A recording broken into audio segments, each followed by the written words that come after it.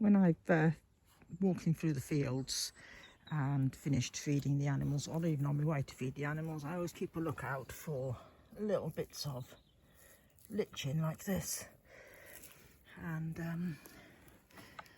also that type of lichen. So, and I always collect them when they've fallen off the trees rather than, there's another little piece.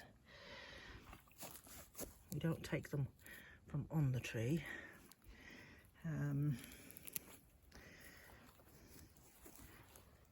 And this lichen I'm going to use to make a natural dye. There's one of the fluffy ones that's a bit broken off.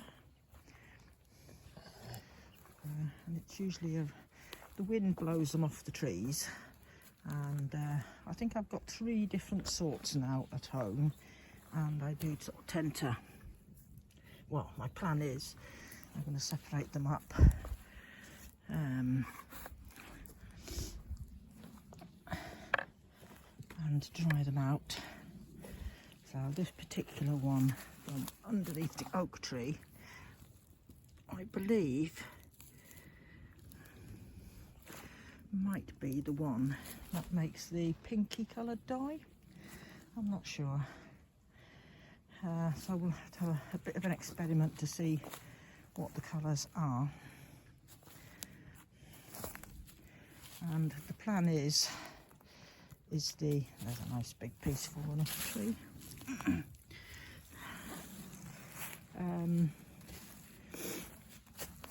There's another bit I walk right over.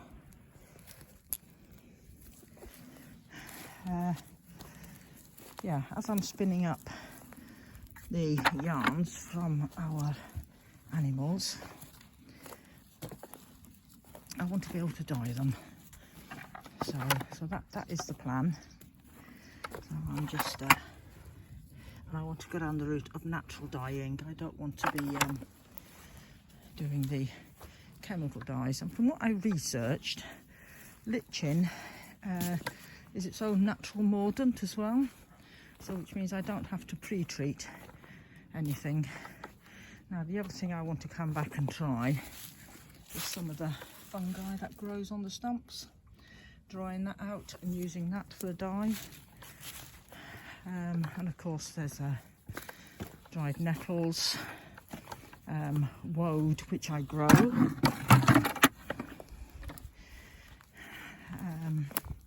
Yeah, so that's what I'm up to at the moment. When I'm walking along, I'm just keeping my eye out for bits of lichen on the ground.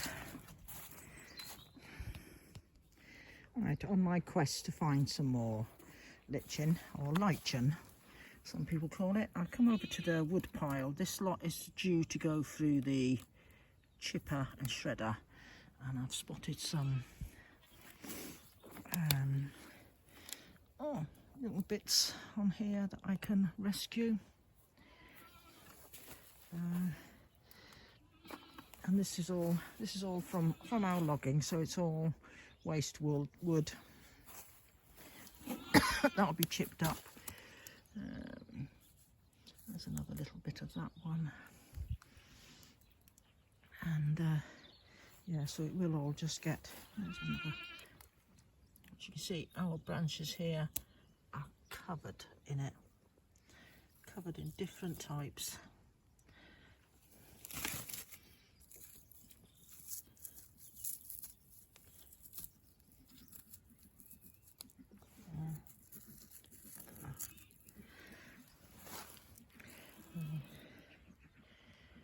Yeah, and it's really lovely. The textures are great, and you see, look, there's a nice big clump on the end of that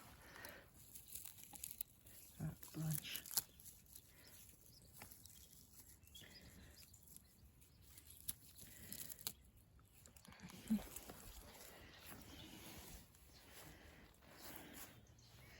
Yes, I'm just going to walk around the pile and see where there is some that I can take off. It's a bit of a frosty morning today, so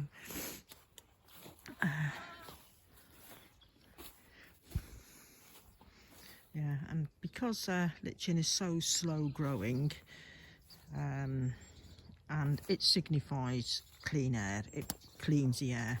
So, and here in Wales we've got very clean air. As it is slow growing, then you shouldn't take it off the trees. You should leave it on the trees to colonise, and just take it from sustainable, or collect it sustainably and responsibly. And of course the wood pile from bits that are going to be pulverised into wood chip. Oh, look, there's a nice lot there. It's perfect.